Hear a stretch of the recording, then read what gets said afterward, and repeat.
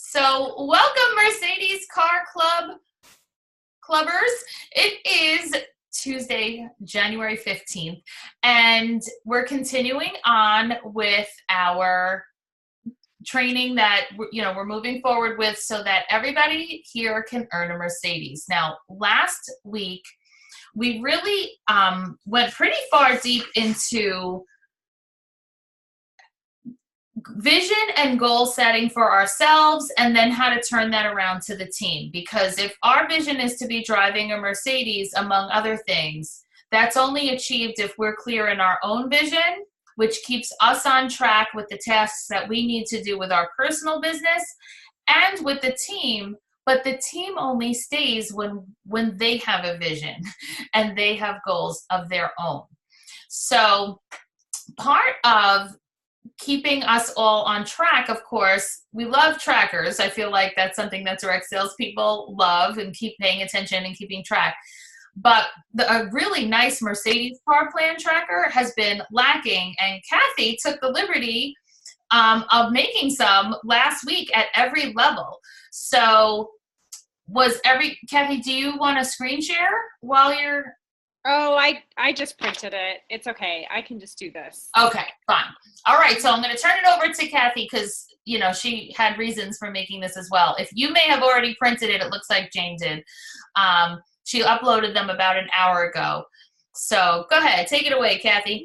Yeah, so I am one of those that love trackers. Like, they're just a must-have for me. I think that I don't know if it's the visual piece to it, but I also just think it's the intentionality of just really, really looking and paying attention to where I'm at. When you set goals, you kind of back into them. Like, what does it take to get there?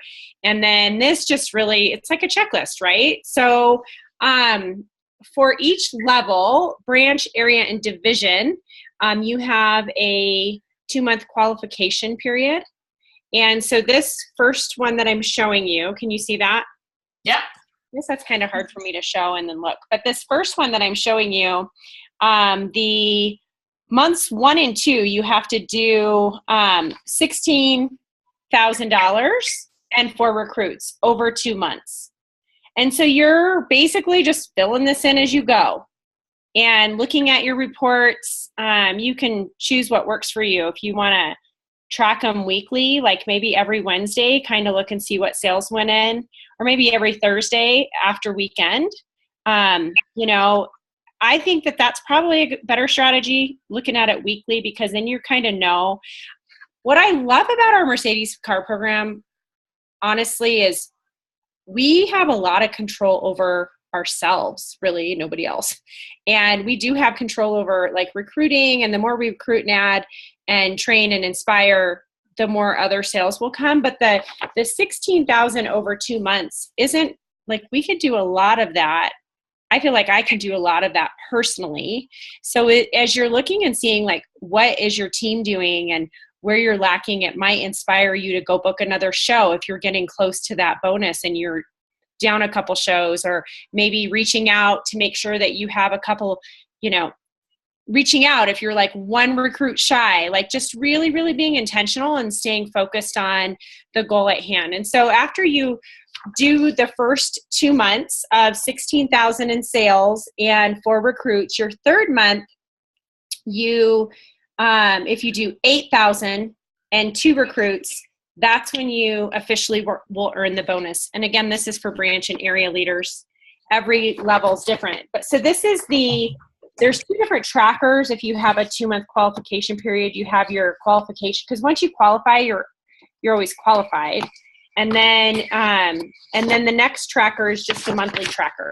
So this is until you get qualified. So this is 3-month tracker. And then the other one's labeled qualified. And then that is the 8,000 in 2 months, or 2 recruits. Sorry. I didn't print them for every level. Yeah, no, that's fine. They're all pretty much the same. Senior division, sales VP, company VP, they're the qualification months are waived. So they look pretty much just like the monthly tracker. I recommend, what I'm doing is I'm printing it out every month. And I think this will be really good, even just put into a binder and reflect at the end of the year next year to kind of see trends of like what months, like what, how you did each month and how long it took. And you can kind of keep track then of like how many personal shows you did that took you. Anyway, I really love breaking down goals and backing into them. And I think the trackers just really help hold us accountable to being intentional around where we're at. So yeah, trackers are people who track achieve. And I think everybody who printed a convention recognition tracker is working on it, and it's making you, right? Or have you not been looking at this tracker and saying, all right, I'm at 6,500, I need 1,000. There's no way to come to 6,500 and still have 3 weeks to go and show up at convention without my 7,500. Let me find this extra 1,000. Or I'm at 2 recruits, I want the 3rd recruit. Whatever it is, the tracker keeps you on. So I think that Kathy is 100% right by saying print whatever tracker is applicable to you. So if you're already qualified and you just do the maintenance each month, then print that one every single month and you'll be all set. If you are working with somebody else on earning a Mercedes, then print their qualification one, put their name on it, and put that with any paperwork that you also use when coaching that person, if you have any. Otherwise, just keep a team binder, and that way when you do your weekly calls with that person or however often you talk, you can refer back to them and say, okay, so at this point of the month, it looks like you have X in sales. Let's look up how many recruits you have, and you can really have focused conversations. Because if you see the pattern of, gosh, this team always hits the 16,000, but where are their 4 recruits? Then work with that leader and help her work on her team recruiting. If you see they're recruiting and don't have the sales, then that means that they need work on their sales skills. So that would be a really important second usage of this. And just right here is my intention for this was for the month. You just write January, write February. That's what that blank spot was for. Awesome. So. Awesome. Thank you so much for doing that. Yeah. I would definitely make that there's going to be 2 tasks that you guys are going to move forward with at the end of this training. And that is number 1, is to print the tracker for your level. And if you are working with anyone who's working towards the Mercedes, to print their levels as well and get a call on the calendar with that person and or those people.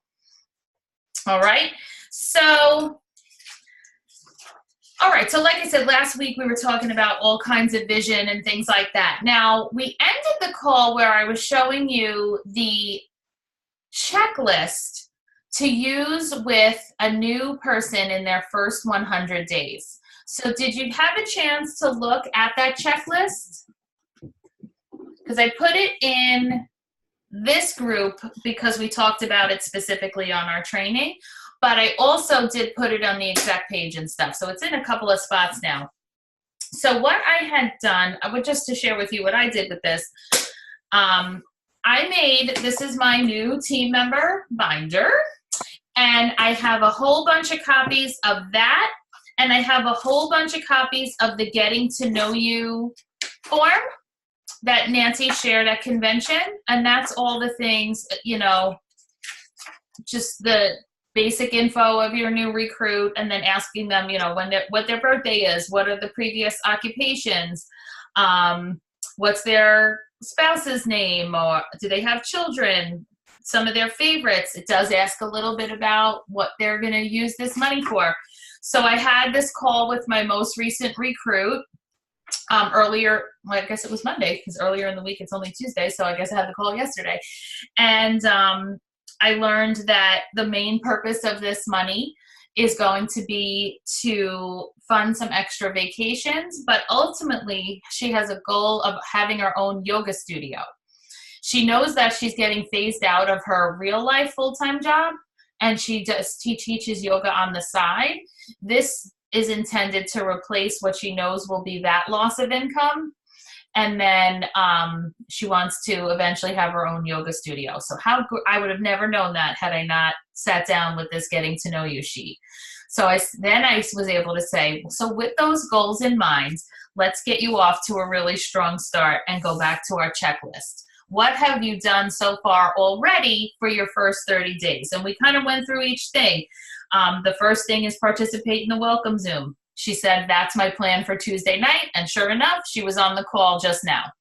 So now I know she did that, and I know we can talk about that further. We did a launch. We clicked that off. She had not been working on a lead list except in her head. Now we know that's not enough. So I said, okay, that's got to come out of your head and onto a piece of paper. So we just went through a whole bunch of things, and she felt great when it was over because she felt like she had direction. And I was able to praise her for all of the things that she did already do. There's room at the bottom for notes. So I made a note that says, call on 114. She wanted to know about fundraising. So I did a little explanation of that. And so super productive, and is going to help me stay on track. In the Leadership Resource Center, also, what I put in here is the mentoring checklist also that was shared at the leader meeting. And that's the mentoring checklist that looks like this. And it has the grid with their shows, how many invitations, how many were expected, how many placed in order, so that when you do the call about, okay, so how'd your show go? And we want to help them make the corrections and praise what they did right and suggestions for what could go better. All of that takes place on these papers. So I'm super excited about my binder because organization and tracking in that capacity has not been strong enough. And I feel like I'm off to a good start because new recruits only know what you teach them. And this girl, this is what she knows. And when she recruits somebody, she's going to say, oh, Michelle has a checklist, Michelle has a Zoom, Michelle has a whatever. And we can get her girls off to a really good start as well. So I just thought I would show you that in case you want to take advantage of any of those same availability. Like I said, the getting started and the mentoring checklist is company materials that was right in the leadership area. Okay, I will definitely look it up. Does anyone already use any of that or want to add to that before I continue? Michelle, I used to use a binder, and I found that these folders that have the brads on the top work really well when you start to incorporate the power hour for leaders. Okay. So that'll be later on as we go through this process, but right. I find that it's been easier to move from a binder to the folders. Okay, fabulous. At least for me. You look sassy tonight. Your fur and your lashes and your necklace and look so. I haven't taken anything off. I'm running around all day. It's cold outside. It's 50. So I gotta bring my hair out. Oh, let me see if I feel bad about that. Okay, so let's move on again to continuing on with that building vision in others, because you have to have vision in order to build it in others. So when we can really get in tune with helping people create the vision and then coach to it, which is why I wanted to show you those materials, that's what you use to coach to it, that increases the likelihood of these new team members actually staying, right? And continuing on and working on your team. And if you've been a leader for a while, sometimes we kind of stop sharing our goals because it's like, it kind of just becomes like, what? I'm here. I work. What do we need to talk about, And then if you feel like, sometimes we feel like, if we share it and I don't do it, then I kind of am perceived as a failure. I don't want to put it out there. But guess what? How could you be a failure? You have a high title. You're successful here. You have a team at convention. You have whatever it is that you have going on. So nothing about what you're doing is a failure. again, when we were talking about, like last week, we had the example of the person that wanted the flooring, but then had no idea like how many rooms she had or what the square footage was, or if she wanted wood or if she wanted tile. You know, of course you can't complete the vision of getting new flooring in your home if you haven't done any of that. So as you move up in leadership, you still need vision, because at one point your vision may have been to get to the title you have. Well, now you're here, and in Park Lane, you can't even lose it. So you need other types of visions to keep you excited to get up and do the job every day. You know, what I was really focused on company vice president for a while, because for those of you that don't know, I did come to Park Lane as a sales vice president. And then we were inching closer and closer to company vice president.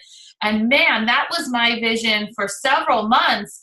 But I have no vision right now of executive company vice president. That is super, like, not happening anytime soon.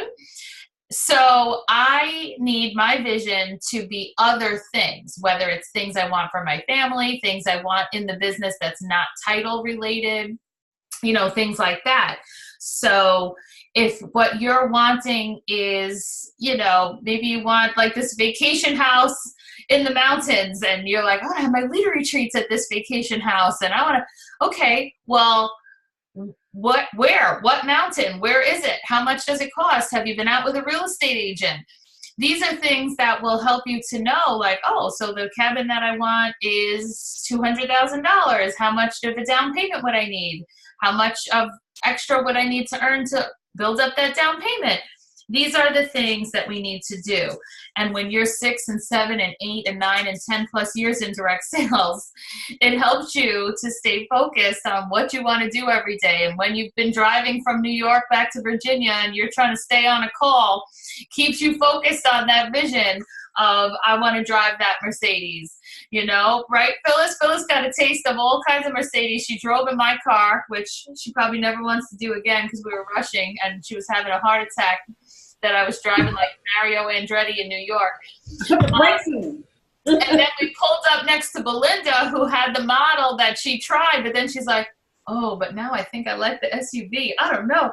So, you know, she kind of reinforced her Mercedes vision while she was here. And I'm sure that's part of the reason why she made it onto this call, despite the exhaustion that she's having right now, right? Can I tell you what happened when we left your house? Of course. So we walked out of the house, and I just went straight to your car. Nisi started around to the other side, and I had my hand on the door. And Nisi said, that's not your Mercedes. I meant to tell you that. I thought I had a Mercedes. I love it. That was so funny. We laughed for quite a while. My car was down the street. I don't know what made me think that was my car. Your vision is so strong right now. I love it. So that is vision. And the reality is that not only do only 3% of people have vision, only 1% of people know how to create vision in other people.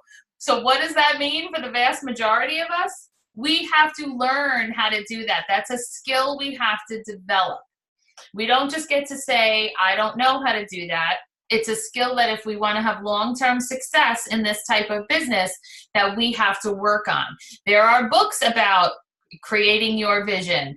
And the better you are at doing it for yourself, the better you will be with helping it with others. You know, listen, are there podcasts that you can listen to? Is there a training you can participate in? So part of that too is mentoring, right? Keep in mind that at all times you want to be a mentor and have a mentor. At no point have any of us reached any level of pinnacle of success where we're like, I don't need a mentor anymore. We always have to be mentoring a few people, which we're all really leaders on this call for the most part. Really, everybody is.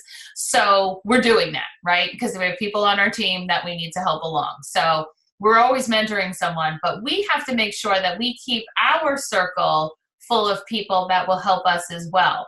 And it can be the sister leaders here on the team within your own group or within this greater group, or maybe there's somebody even outside the group that you want to work with. Mary Grace has mentioned this several times where you're like, we don't just get to play the, well, I'm not a great recruiter card. I'm a better seller. No, then we need to educate ourselves and find a friend who is good at that. And,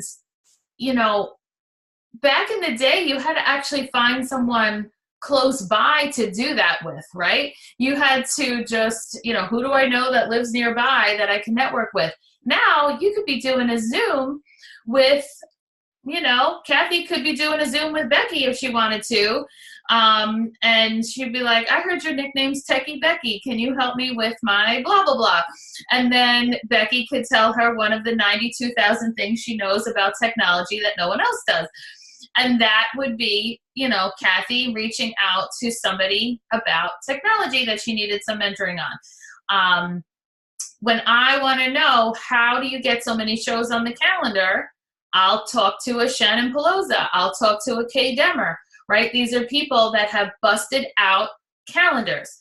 And we all have a strength. One of the things I would really encourage, especially if you do, because our group really has everything you need. Anytime I have ever attempted to reach out beyond the Lewandowski organization, 99% of the time I'm disappointed. And the answer that I wanted comes from within our own group anyway. So now I kind of stick to within our own group. So when you know that your team needs whatever, then reach out to another leader right within this group and say, hey, would you be interested in doing like a Zoom swap? Could you come on a Zoom and teach my team? I would ask Shannon, what do you do when you're down shows on your calendar and you have to book from outside? Or what do you do at your show to assure that third booking? And she could come on a Zoom and do that for my team. And then she might say, okay, well, could you come on mine and teach them whatever she thought I was good at? There's not one person on this call that could not offer another team something. Because you may be saying to yourself, what am I going to offer that one's team? There's something you're good at that you could offer another team, or that leader might choose to put that favor in her pocket, or she might not even expect a favor in return. But reaching out and having that camaraderie among the leaders is something that will ultimately help your team. Because when they start coming up in the ranks, they may make a friend on your team, and they're going to continue on in the same way. So, Becky and Jennifer Ewert, I know they talk and do things with each other. Belinda and Elizabeth Hall have done things with each other. Like, there's just different, the leaders on my team reach out to each other. And then I'll occasionally reach out to my leader friends. And it's something that will really help you grow as a leader. Because as good of a trainer as you may be, or as I may be, people still get sick of us. They still like to hear that fresh voice. And, I brought Jackie Reganti in recently on a call from my team, which actually you guys pretty much all know about, because the result of it was that I made up the sheets with all the new updated designer inspired stuff. And the video for that is in the Sparkle document. I've done a couple of things for Jackie over the years, so I didn't feel bad asking Jackie if she could come on a Zoom and do a lunch and learn with us. And she was more than willing to do it. So these are the types of things that being part of a big, awesome team, it's one of many advantages. So if there's something that you're weak at, don't keep being weak at it. Find out. And if you're not sure who's good at it, ask Mary Grace, ask me, ask somebody who will know. Or just start asking around, and now somebody will say, like one time I was like, somebody asked me, can you do something for me on organization? And I was like, no. But since then, I asked you that. Yeah, a long time ago. It was you. And you laughed and you were like, no. And she told me who to go to. Right, I did. I did tell her who to go to. But since that time, I don't still say that. You saw me with my binder. You've seen me updating all kinds of stuff lately because it's not okay to just be that way. I needed to improve. So that's what I mean about how we need to, whatever the little area is that we need to work on, you're not going to ever be perfect at everything. And I'm still weakest at that, but I would never tell someone no anymore. Because that was that really probably wasn't very good that I did that. Although I guess it's better than saying yes and giving her my crappy advice at the time. So I guess that is better.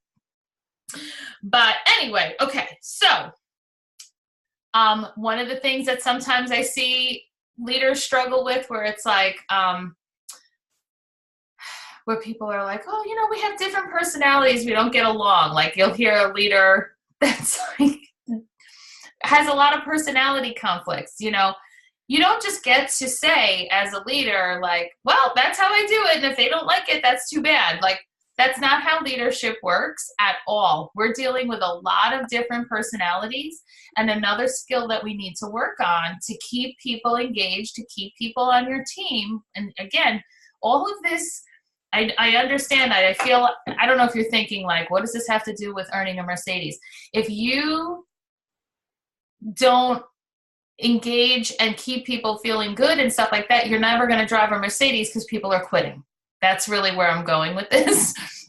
So, you know, we kind of have to, and it takes sometimes a long time, and sometimes it takes a little more age and a little more, sometimes things of being a mom helps, things about getting older help, because God knows I'm a more patient leader now than I was 10 years ago and 15 years ago. No doubt about it.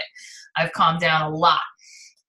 But, you know, oh, that's just how it is, or we don't get along. You can't do that. You have to find a way. And sometimes you even have to find a way to get along with other leaders on the team, things like that, because to have conflict is not fun. So we're learning all of these things. So let's tie this into when someone joins, right? When someone joins, why do they join? And what makes them decide to stay, right? So let's talk about the first of the benchmarks, right? The first benchmark, let me ask you this. What do people want to see in their first 30 days of business, do you think? What's the main thing they want to see at the very beginning in this first 30-day period? Paycheck, Make their money back. Correct. That is exactly right. They want to see their money come back, which really we can do in like their first single day. It doesn't even take 30 days in Park Lane. It really is like the first day, because usually we put the show in and they pay for the kit on the same day, and a lot of times the money is recouped right then and there. So, but yes, money is what we need people to see in the first 30 days that will make them want to continue past that first 30-day mark. So, what is the best way to achieve that? Shows, right? We need them doing shows beyond the launch party. So some of you have been around a long time, and you know, back in the day, we used to tell people, you know, 5 shows in your first 4 weeks. And, you know, before that, people in it longer even than me will say, well, they had to do 6 shows in their first 2 weeks, and they had to prove when they were. And people would never go for that right now, right? We know that we're lucky that people will do 3 or 4 shows in their first month. But the disadvantage to that being the case is that they don't get that big hit that they would have had if they took the advice of doing the 5 shows in the first couple of weeks, because you get the momentum, you get the practice. You know, when people did that many in a row, people would be able to say, I made $500 this week because they did 3 shows, right? And that's exciting to people. That's more than some people's day jobs, as Simone just pretty much confirmed, right? Mm-hmm. So they're like, wow, this is great. I want to do more. But again, that's really not the standard that we're doing anymore. So a second choice that we might consider, and this is where our second little assignment is going to come in if you want to choose to do this, would be, I do talk about on the welcome call doing 2 launch parties, right? And that helps because they can make you know, $300 or $400 or $500 in that same weekend just on their launch parties. Another option, and you can do this with your whole team if you want to do a little challenge, would be to do 3 in a row. A fun challenge for the team and a fun challenge for a new person would be look for a spot that you have 3 dates in a row. I want you to do 3 shows in a row: Thursday, Friday, Saturday, Friday, Saturday, Sunday, Monday, Tuesday, Wednesday, whatever you can do to do 3 shows in a row, even if it's Saturday at 3, Saturday at 7, Sunday at 1, or Friday, Saturday, Saturday. So that, you know, and you can make a big announcement that we're going to do the 3 in a row challenge. Everybody who does their 3 shows in a row is going to go into a drawing for whatever. Because here's what kind of will happen. The first show, they're nervous, right? And they, you know, they do a decent job and maybe they get a booking and whatever. But now at the very next night, they're able to say things like, last night, 3 people bought these new earrings. I was so excited because they're brand new and they're certainly fashion forward. And I was so pleased to see that so many people love them. And then people are like, oh, let me take a second look at those. 3 people bought those last night. So now language like that, which is really almost an aside, helps drive the sales up a little bit. Now they start booking shows, right? So she gets maybe 1 booking the first night, maybe she's getting 2 bookings the second night, and those people wanted a Fiore necklace. Now by the 3rd night in a row, she's like, I already had 3 or 4 people this week book for this particular piece. It's like a $200 value, but my hostesses get it for $45, and now people are like, well, I don't book for that piece. And it's all because of the momentum. Now she's doing Q&A with these guests, and they're like, well, how much money did you make? This week alone, I already made $400, and I still didn't even get paid from tonight. This has been unbelievable. So this is what happens when you do shows in a row like that, and when a new person does shows in a row like that. And then what they say to themselves is, I want to do that again. Or they might say, all right, 3 was a little bit much, but even 2 in a row would be great. So I think a really fun challenge for us to turn around to our teams would be, who would like to do 3 in a row? Mm-hmm. And then look through your stash. What would be, do you have like an outrageous piece that we don't have anymore? Can you spare 1 batch of Rich Rewards and let somebody have a $250 shopping spree? Or even, you know, $100 piece of your choice, you know, maybe you're not using all your Rich Rewards, but you could tell them, you know, whatever. I'm going to give you I'll get you a new thank you award so that you have another booking piece, a piece of hostess only of your choice from the current catalogs. None of the hostess onlys are that expensive. Whatever. Don't do that. There's no commission involved in that. Don't do that one. But any of the other ones I said would be good. Do you like that idea? Yeah. I do. I think it would be fun. And of course, any challenge that the team is doing, I think it's always good to do it yourself. So I think it would be great because you always want to become part of the story where now a month or 2 from now, when someone is coming to you with, I can't seem to get it going, whatever, you can say, you know what? I had a little lull in my calendar and I booked 3 in a row. And what happened was, and you're going to tell her what happened when you did 3 shows in a row. Now you can open your calendar. And from these 3 shows, I booked Sarah, and then Sarah is the show up. Sarah's booking Fran is whose party is tonight. Like, you can show her the genealogy. You could tell her how much commission you made that week. And you're becoming part of the story instead of saying, I told people to book 3 shows and they did it. Much better to have yourself as part of the story. And it just creates an energy and a confidence booster. That's really what it is that we want for them, right? Because that's what makes a great show. Somebody who owns the room. I've always felt very strongly about that the poor thing, right? You know how you've probably heard me train on that, right? Nobody's booking with poor thing, who looks tortured, who looks nervous, who's on the verge of tears, who's hiding over here, barely like talking to anyone until the show starts, clearly just wants it to be over. No one's booking with poor thing, and for sure no one's joining with her. Because nobody wants to book because they feel bad you have to do this one. and no one wants to join because you're making the job look like the worst thing ever. So we want to help them have super amounts of confidence so that they can have the fun that the job really is. We don't want to make it look fun. We want it to actually be fun. So that's the first benchmark, the money. And then, of course, the next thing that we'll move on to, which will be next week's topic, is for the 60-day mark to keep going, what do they need?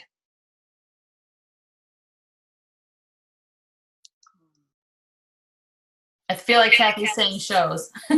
On mute. Right. My mute was not unmuting.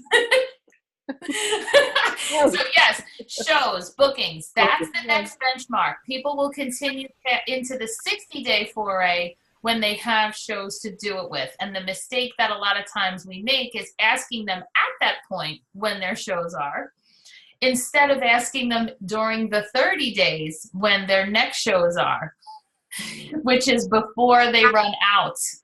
So that's where we need to engage in the mentoring checklist and the check, all of the stuff I showed in the binder. Those questions getting asked in the 30 days assures that there's even going to be a 60 days and coaching to the correction. So that's where we're going to pick up with next Tuesday. So does anyone have any questions or thoughts on any of the stuff we talked about tonight, or anyone to add to anything?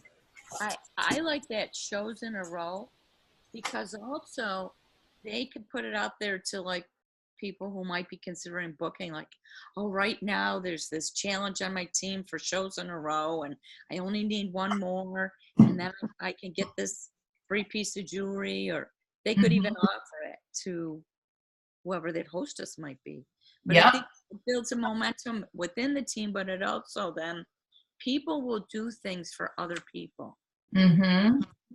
So I think that would maybe help them to get more bookings too, to say there's this contest and could you help me? Yeah. I like that idea. I also think the 3 shows in a row is brilliant. I'm like, why have I never thought of that? Like, that is, I mean, really, for a new start, like, what a great way. By show 3, they just learn so much. It's on the job training. You got to, you just got to jump in. And I just think that's so good. If you came up with that, like, kudos. For real. I'm jumping in. We always used to teach them 5 shows within 5 weeks, right? They had to line up. I think those 3 shows within 3 days in a row, it's even better. Because, they have it also doesn't, I think it also may not sound as overwhelming because 3 is a smaller number.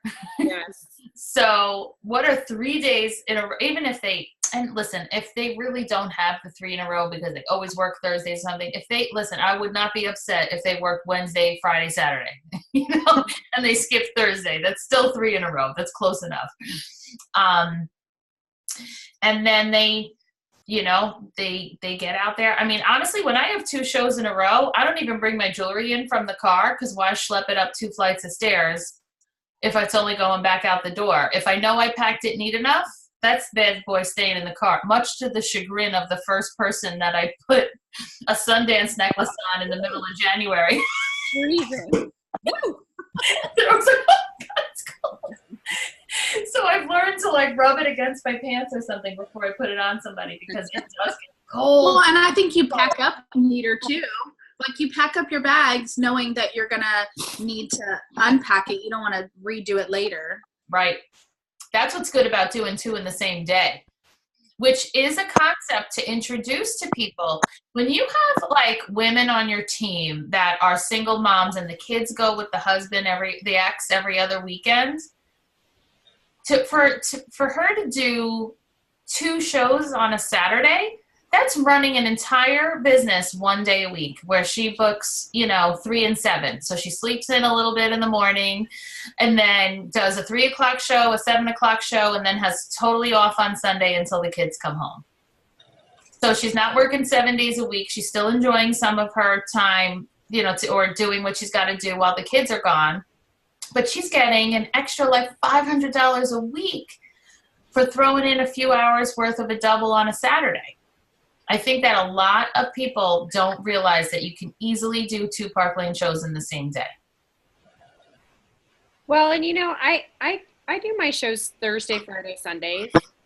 And I tell you, when I have the 3 back-to-back like that, I mean, even just for me, it's a confidence booster. You do go into each show, like, being able to reference the next one, the one the night before. Like, Yes. I think it's really, you even just remember some of the corny jokes you come up with in the middle of your show, and you're like, I got to use that again. Everybody laughed. Like, you're just kind of, and then it's the whole cleanup space. Like, gosh, you pack for the first show and you just pack for the whole weekend. Yep. I did the exact same thing. So smart. Make a little stack of catalogs with, laying them like this, knowing that this pile's for the first one, this one's for the second one, this one's for the third one. Mm-hmm. Absolutely. Good. Well, I'm glad that this was a good refresher for what it does for you, what can it do for the team. Imagine you had a whole bunch of your team members take you up on this challenge, the 3 in a row challenge. Think of how great your sales would be that week and that month with so many people working all at the same time like that. So, all right, great. Well, have a great rest of your evening. I look forward to seeing you next week. As you continue to, if you decide to do that with the team, like, update us here on the page. As you work on your trackers, let's share trackers. I feel like part of why my team is doing so well with the convention recognition is that we have a thread going on that's almost 200 comments long with people's tracker updates and then all the encouraging words that everyone seems to, everyone loves giving each other as the updates continue. So we would love to do the same on this page, I'm sure, with Mercedes trackers. So everyone print your level and let's start tracking it, because you may not get it this month, you may not get it next month, but I promise you'll be closer than if you didn't print the tracker and work on it. So have a great rest of the night, girls. See you soon. Thank you, Michelle. Bye. Good night, Phyllis. Thank you. Made it.